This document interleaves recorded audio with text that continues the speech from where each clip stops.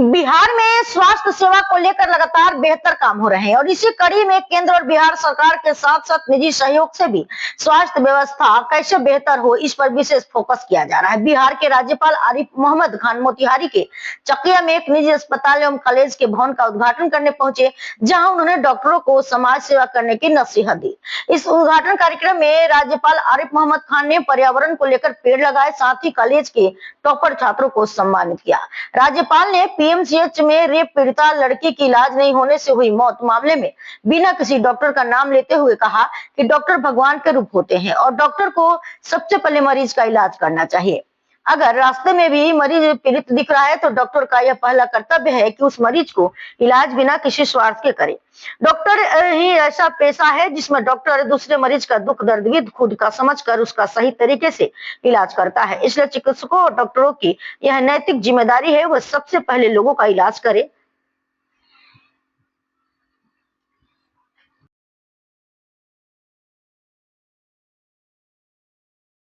गुजरते थे और ये भव्य भवन दिखाई देता था तो सब लोग नहीं जानते थे कि यह क्या है, लेकिन आज माननीय राज्यपाल जी के आने के बाद 2 दिन से ही जिला में इसकी चर्चा है और मुझे ध्यान है कि 2011 में इसकी स्थापना जब हुई थी, मैं यहां उस समय आया था। फिर इनको 2014 में एलओआई मिला और 16 में परमिशन मिला। तो परमिशन के पहले जो इनकी समस्याएं थी, जितना मदद हो सकता है मैंने किया और मुझको गौरव है कि आज मूर्त रूप में ये दिखाई दे रहा है। मित्रों, जो इसका पहला वक्ता थे जो बता रहे थे कि यूनानी चिकित्सा पद्धति कितनी पुरानी, यह स्वास्थ्य और उपचार की एक विज्ञानीय पद्धति है जो भारत की परंपरागत चिकित्साओं के साथ मिल चुकी है और भारत ने इसे चिकित्सा के रूप का अभ्यास करने वाले अग्रगणी देशों में एक बना दिया है। ये मूलतः भारत की चिकित्सा पद्धति नहीं है, लेकिन आज भारत ने इसको सबसे अग्रगणी चिकित्सा पद्धति बनाया और इसकी उत्पत्ति 2500 वर्ष पहले हुई थी। ये बहुत पुरानी चिकित्सा पद्धति है और हमारे देश के अंदर जब अंग्रेज आए तो जो भी यहाँ लोग रहते थे उनके जो पुरानी विरासतें थी उसको समाप्त करने के लिए कोशिश शुरू किया।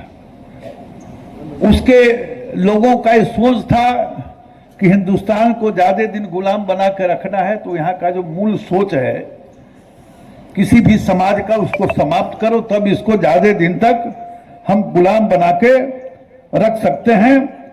तो उस दौरान एक बड़ा झटका लगा और 2 शताब्दियों तक 200 वर्षों तक अंग्रेज यहां था, उपेक्षा का सामना करना पड़ा। लखनऊ में अजीजी परिवार, दिल्ली में शरीफ परिवार और हैदराबाद के निजाम के प्रयासों के कारण ब्रिटिश काल में भी यूनानी चिकित्सा पद्धति का अस्तित्व समाप्त नहीं रहा, जिंदा रहा। ये 3 व्यक्तियों के महान प्रयास थे।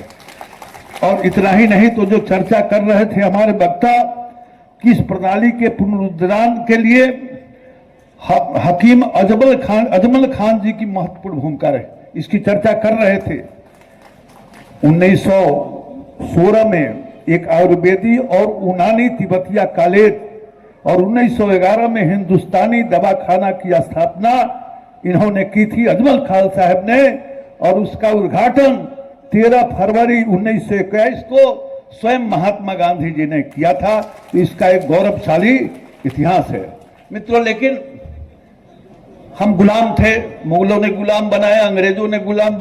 माध्यम खलु सर्व साधनम, ये जो सेहतमंद जिस्म है यही माध्यम है हर नेक काम करने का, हर अच्छा बुरा काम करने का भी है।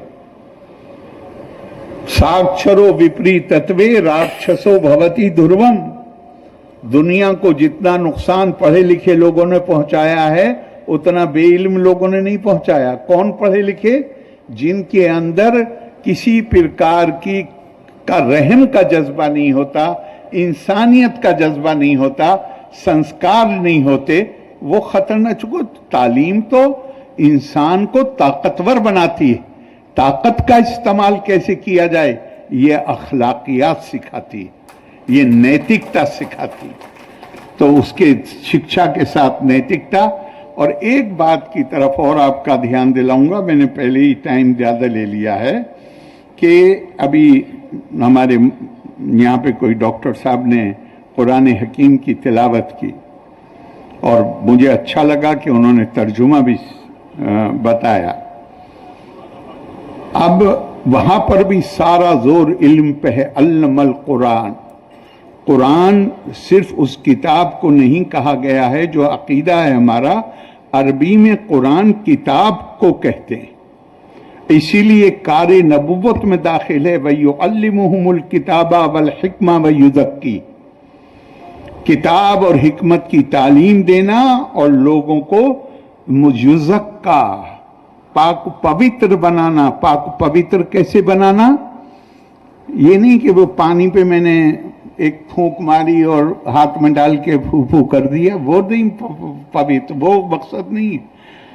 इल्म और हिकमत के नतीजे में इंसान के अंदर ये सलाहियत पैदा होती है कि वो सिर्फ काले और सफेद में नहीं, बल्कि सफेद की भी मुख्तलिफ जो शेड्स हैं उनको भी समझ सके, काले की जो डिफरेंट शेड्स हैं उनको भी समझ सके।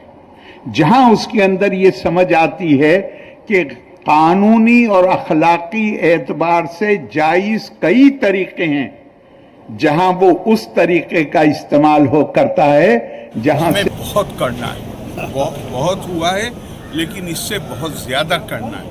और अपने लोगों को वो अच्छे स्वास्थ्य के साथ स्वास्थ्य सुविधाएं उपलब्ध हों, दवाइयाँ उपलब्ध हों। जहाँ कोई भी बीमारी हो, बीमारियाँ तो हैं, हम हर वक्त ही उस एनवायरनमेंट में, उस माहौल में रहते हैं जहाँ बहुत सारे कीटाणु, कोई चीज़ जो जिससे हमारा स्वास्थ्य प्रभावित होता है।